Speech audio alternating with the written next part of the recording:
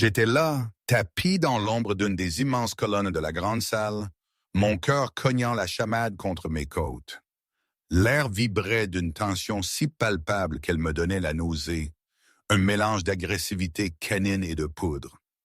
Devant moi, face à Pierre, Julien était comme une montagne d'obsidienne, immobile mais exhalant une menace silencieuse bien plus terrifiante que n'importe quel rugissement. Mes sens affaiblis ne percevaient pas grand-chose d'habitude, mais là, c'était comme si l'énergie brute d'Alpha m'enveloppait, me glaçait jusqu'aux os tout en me protégeant. Pierre, lui, dégageait une arrogance qui me coupait le souffle, même à cette distance. Ses mots fusaient, aigres et pleins d'un droit qu'il pensait acquis. « Elle nous appartient », cracha-t-il, sa voix résonnant, amplifiée par la taille de la pièce. « Née sur notre territoire, marquée de notre sceau, quels que soient tes intérêts, elle est la propriété de la meute et doit nous être rendue. » La propriété, toujours la propriété. C'était la seule chose que j'avais jamais été pour eux. Julien, mon Julien, il était là sur l'estrade, son silence écrasant.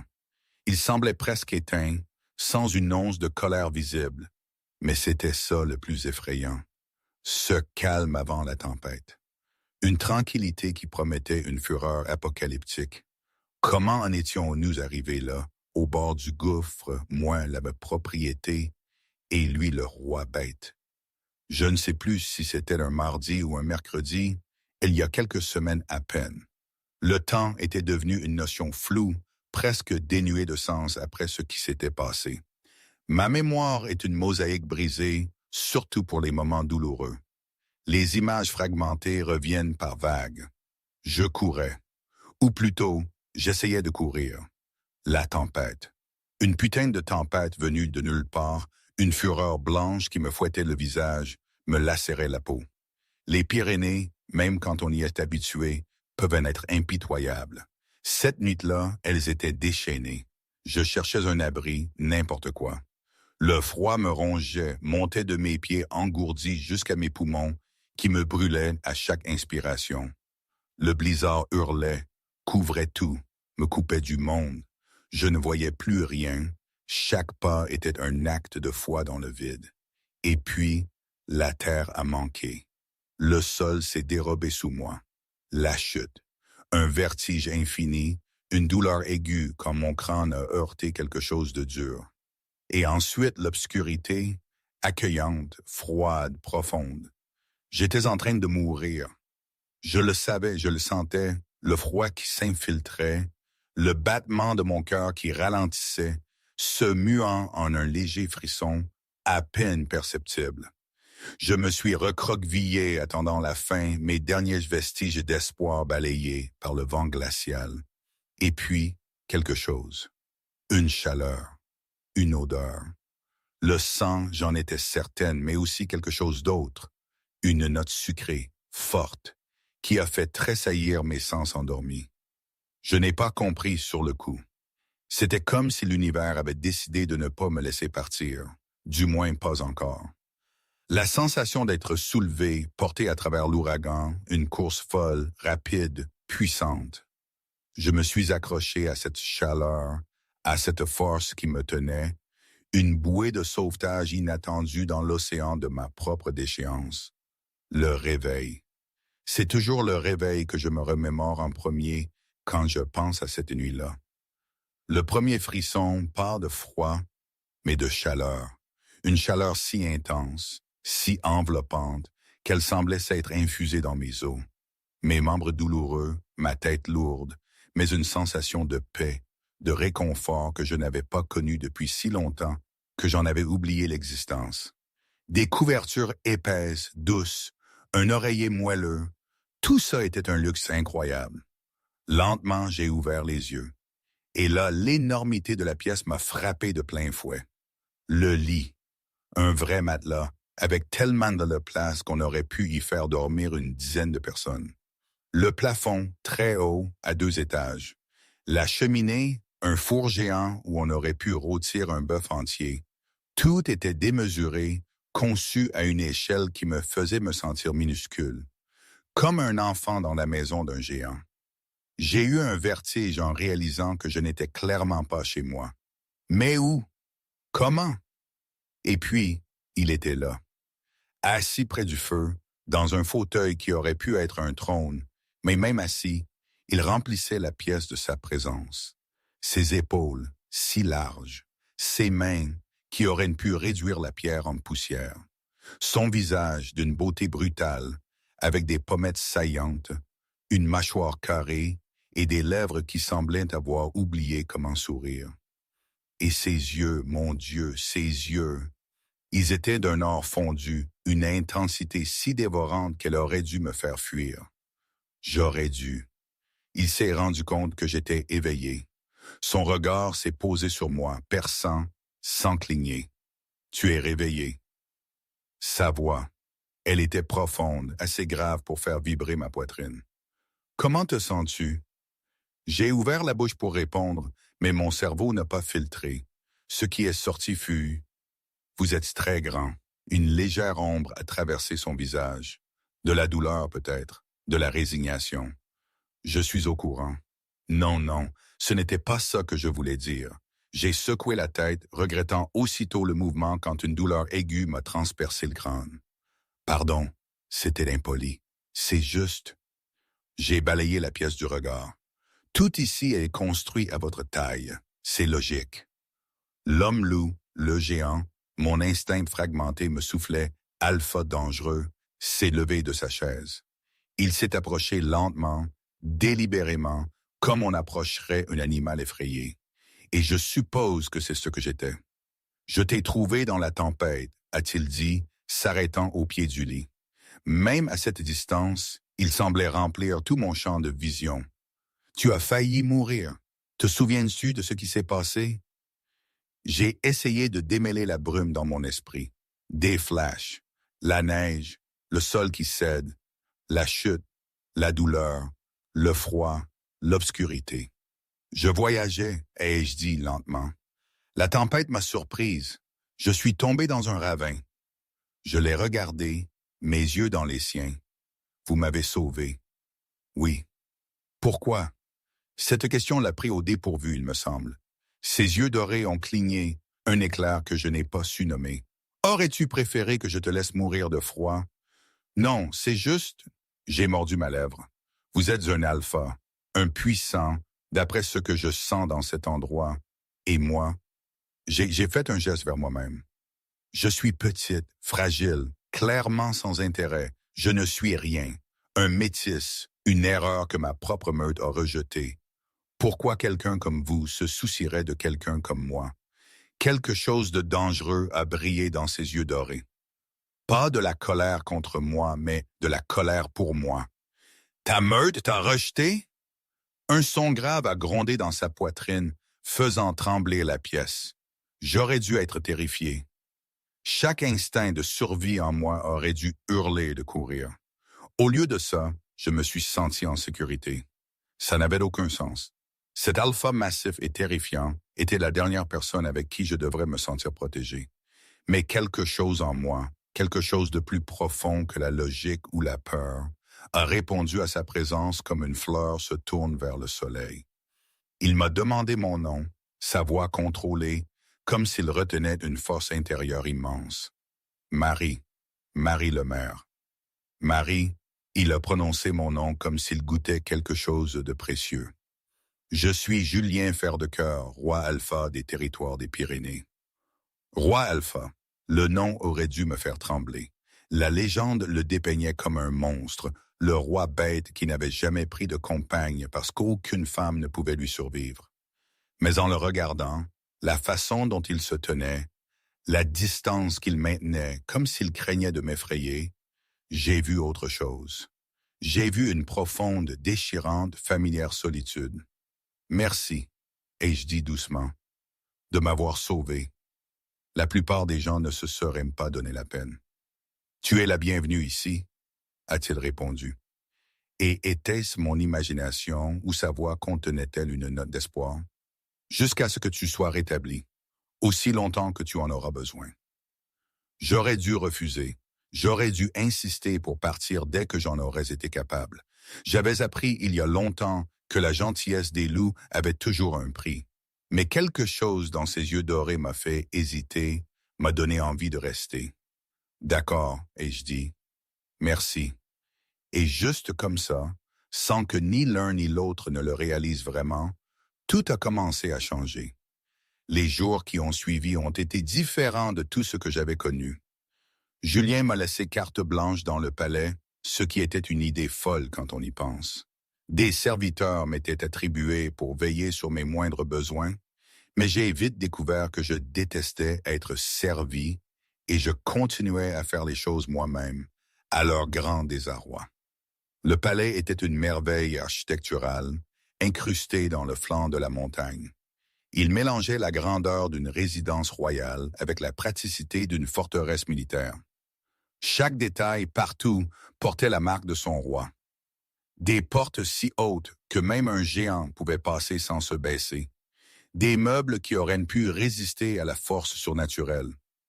Des terrains d'entraînement où des loups 2 fois ma taille s'affrontaient avec une puissance dévastatrice. Mais ce qui m'a le plus surprise, c'était Julien lui-même. Le redoutable roi Alpha, je l'ai découvert, avait un point faible, les livres. Sa bibliothèque personnelle était immense, remplie de volumes sur tout, de la stratégie militaire à la poésie en passant par l'entretien des orchidées de montagne. Il y passait des heures chaque soir. Quand j'ai timidement demandé si je pouvais le rejoindre, son visage s'est éclairé d'une manière qui a fait battre de mon cœur plus vite. Il était doux avec moi, d'une douceur lancinante, presque douloureuse. Il ne se déplaçait jamais trop vite près de moi, n'élevait jamais la voix, n'oubliait jamais de me laisser de l'espace lorsque nous étions dans la même pièce. Un soir, alors que nous étions assis ensemble dans la bibliothèque, je me suis décidé. « Tu peux te détendre, tu sais, » ai-je dit. Il était dans son immense fauteuil habituel, et je m'étais blotti sur un banc de fenêtre de l'autre côté de la pièce, la distance la plus proche que je pouvais prendre sans qu'il ne se tende. Je ne vais pas me briser si tu respires trop fort. Il a levé les yeux de son livre, la surprise traversant ses traits. Tu penses que je me retiens? J'ai fermé mon propre livre et j'ai plongé mes yeux dans les siens. Tu me traites comme si j'étais faite de verre, comme si un faux mouvement me briserait les 1000 morceaux. Tu es fragile, a-t-il dit doucement. La guérisseuse a dit, je suis plus résistante que j'en ai l'air. Je me suis levé et avant que mon courage ne me lâche, j'ai traversé la pièce pour me tenir devant lui. Il est resté complètement immobile, retenant à peine son souffle. J'ai survécu 23 ans sans l'aide d'un loup pour me protéger. J'ai été battue, affamée, laissée pour morte. Je suis toujours là. Quelque chose a brûlé dans ses yeux dorés. De la rage pour ce que j'avais enduré, de l'émerveillement pour ma survie. Et sous tout ça, la même solitude que j'avais reconnue dans mon propre reflet. « Pourquoi me dis-tu cela ?» a-t-il demandé, sa voix rauque. « Parce que je veux que tu arrêtes d'avoir peur de moi. » J'ai tendu la main lentement, lui donnant le temps de reculer, et j'ai touché sa main, son énorme main marquée, puissante. Je ne suis pas comme les autres. Je ne vais pas fuir. Tu ne peux pas le savoir. Non, ai-je admis, mais je sais que tu es la première personne qui m'ait jamais traité comme si j'avais de l'importance. La première personne qui m'a regardé et a vu autre chose qu'un fardeau ou une erreur. Mes doigts se sont enroulés autour des siens. Je ne veux plus avoir peur non plus, Julien. J'ai eu peur toute ma vie. J'en ai assez. Pendant un long moment, il m'a juste regardé, ma petite main enroulée autour de la sienne, mon visage incliné vers lui sans une trace de peur. Et puis, lentement, avec précaution, il a tourné sa main et a entrelacé nos doigts. « Tu devrais avoir peur de moi, » a-t-il dit doucement. « Tous les autres en ont. »« Peut-être, » ai-je souri, « mais je n'ai jamais été très doué pour faire ce que je devrais. » Quelque chose a changé dans l'air entre nous. Quelque chose qui ressemblait au début d'une histoire qu'aucun de nous n'avait osé espérer. « Maman, Ici, je dois faire une pause, un peu comme une coupure publicitaire ou quand on fait stop sur un enregistrement pour reprendre son souffle. Le truc, toute cette situation avec Julien, le roi Alpha et moi, la petite métisse paumée, c'était d'un absurde total. Je veux dire, réfléchissez un instant, un dirigeant aussi ancien, aussi puissant, dont la réputation résonnait jusqu'aux confins du continent, et qui se trouve subitement lié à une femme comme moi, rejetée par tous. Dans ma meute d'origine, on aurait dit qu'il avait perdu la tête, qu'il était fou à lier. Mais peut-être que c'était justement ça le problème, l'énigme. Peut-être que c'était trop réel, trop invraisemblable pour être vrai. Comme une de ces vieilles légendes qu'on raconte au coin du feu, mais qui ne devrait jamais se matérialiser dans votre propre vie. Est-ce que c'était une bénédiction ou une nouvelle sorte de piège? Je n'en avais pas la moindre idée. Mon esprit était en vrac.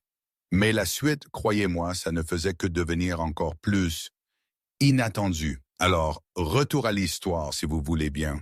Parfois, quand je ne parvenais pas à trouver le sommeil dans cet immense lit, je pensais à mon père. À la manière dont il me disait toujours, ne fais jamais confiance à personne dont la promesse est trop belle. Il parlait des marchands sur le marché, de leur boniment pour refourguer des babioles. Mais maintenant, je le comprenais différemment. Le château, les promesses de sécurité, l'attention de Julien, tout sonnait trop beau, trop parfait, et la perfection n'existe pas. Ça, je l'avais appris à la dure. Les caresses des autres étaient toujours suivies d'une gifle, les paroles douces d'une insulte. Cette nouvelle vie était si étrangère, si éloignée de ce que j'avais toujours connu, qu'une partie de moi s'attendait constamment à ce que le rêve se brise en mille éclats, me laissant encore plus seul qu'avant. 3 semaines après mon arrivée, la paix s'est brisée. Ça a commencé avec un coup de corne au lever du jour, un avertissement qui a fait sortir Julien du lit, complètement habillé, avant même que je n'aie ouvert les yeux. Je me suis précipité à ma fenêtre, juste à temps pour voir une délégation de loups entrer par les portes du palais. Des loups portant l'emblème de la meute Le Maire. Mon sang s'est transformé en glace. Je suis resté figé à la fenêtre quand la porte s'est ouverte en trombe et que Julien a fait l'irruption, son visage un ciel d'orage. « Ils sont là pour toi », a-t-il dit, sa voix à peine humaine. « Ton ancienne meute.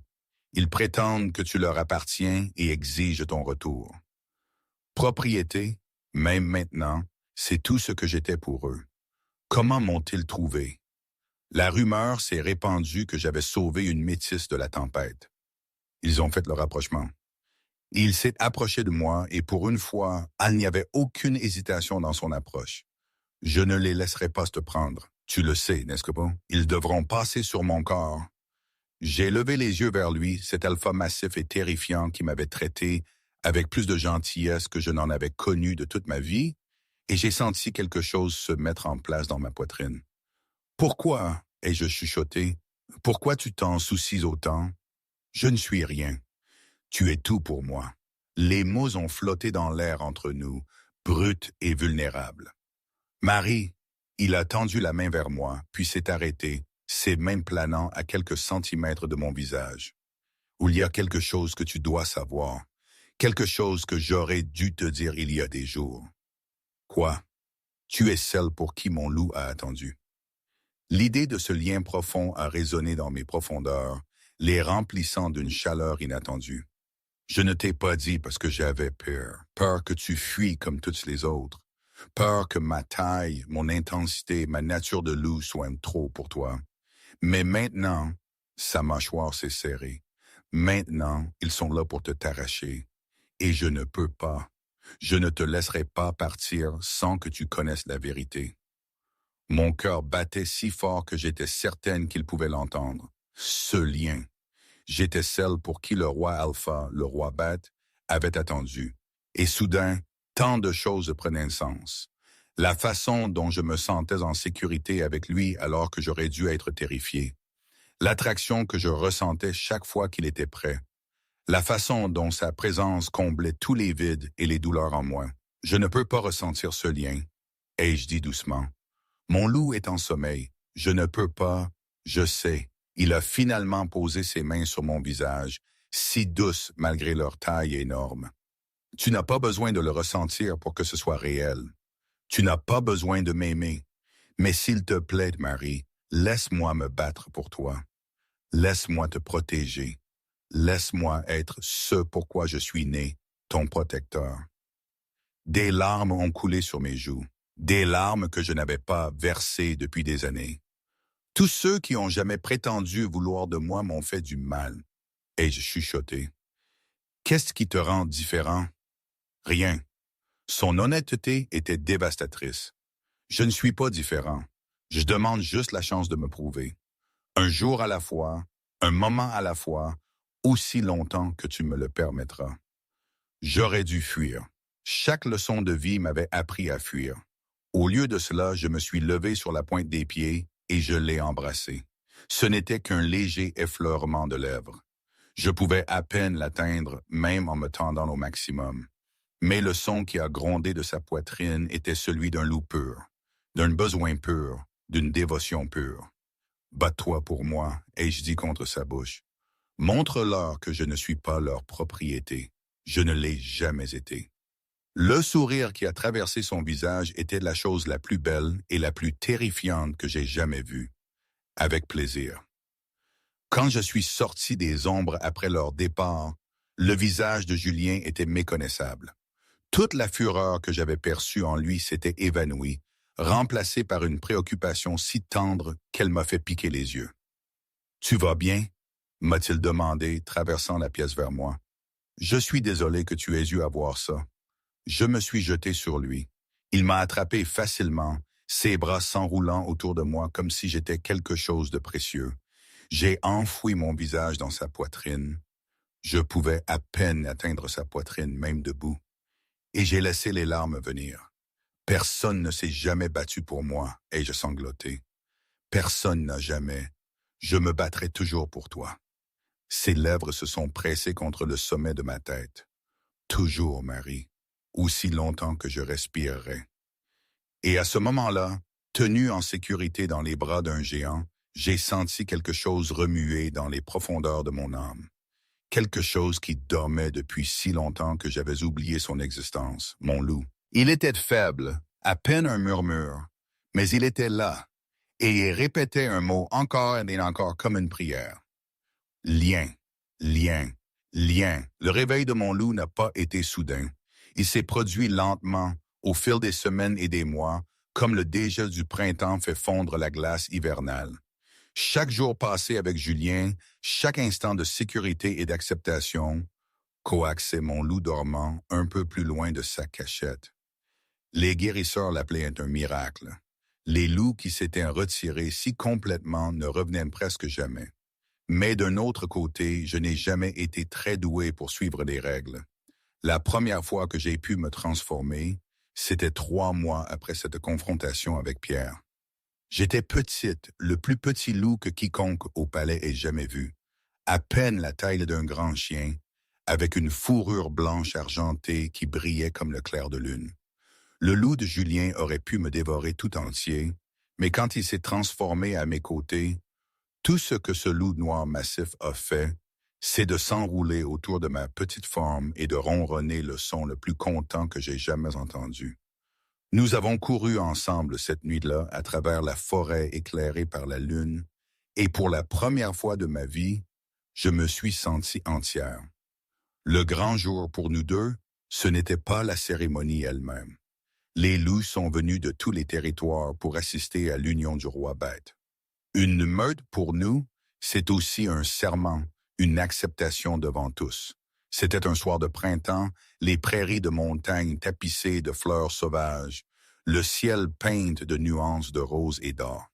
Et pas n'importe qui, moi, une métisse avec un loup qui tenait dans sa paume, une femme qui avait été rejetée par les siens.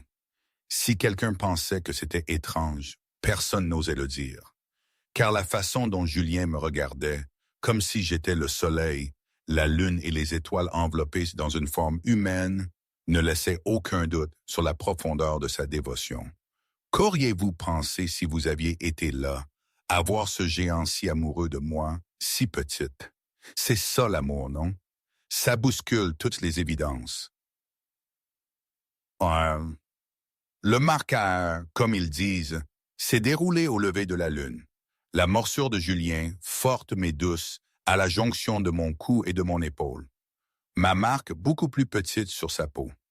Le lien profond a éclaté entre nous, non plus un murmure, mais un rugissement, liant nos âmes pour une éternité que je n'aurais jamais osé imaginer.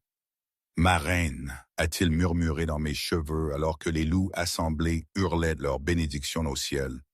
Mon cœur, mon foyer, mon géant, ai-je répondu souriant.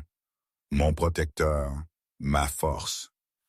Il a ri un vrai rire, qui a transformé ses traits durs en quelque chose de magnifique et il m'a soulevé dans ses bras. Il disait qu'aucune femme ne pouvait supporter ma taille. A-t-il chuchoté juste pour moi? Ils se sont trompés. Ils disaient que j'étais trop brisé pour avoir de l'importance. J'ai pressé un baiser sur sa mâchoire. Ils se sont trompés, eux aussi. Ils avaient tous tort, ai-je pensé.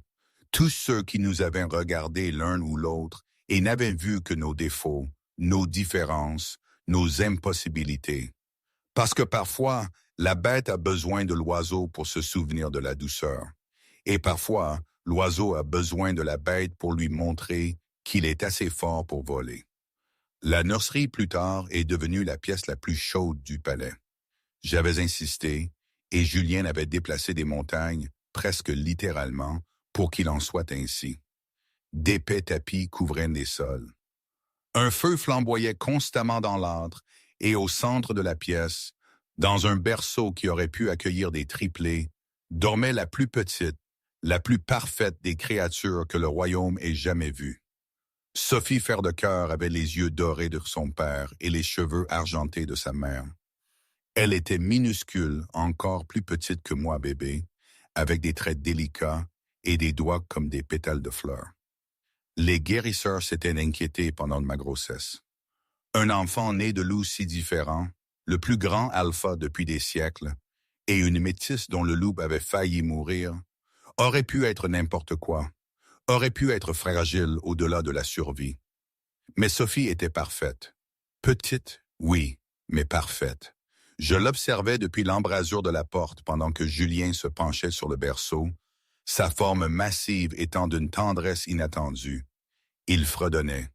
Oui, fredonnait une berceuse que sa mère lui avait chantée. Sa voix, un grondement profond qui semblait apaiser le bébé instantanément.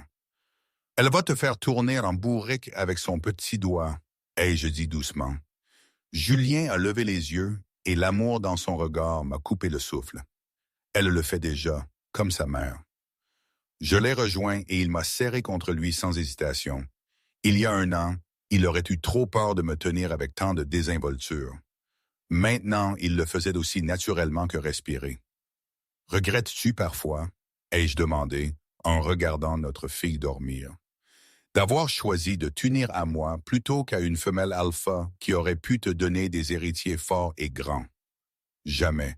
Son bras s'est resserré autour de moi. Pas une seule seconde. La taille ne fait pas la force d'un loup. Marie, tu me l'as appris. C'est le cœur, l'esprit, l'amour. Il a pressé un baiser sur ma tempe.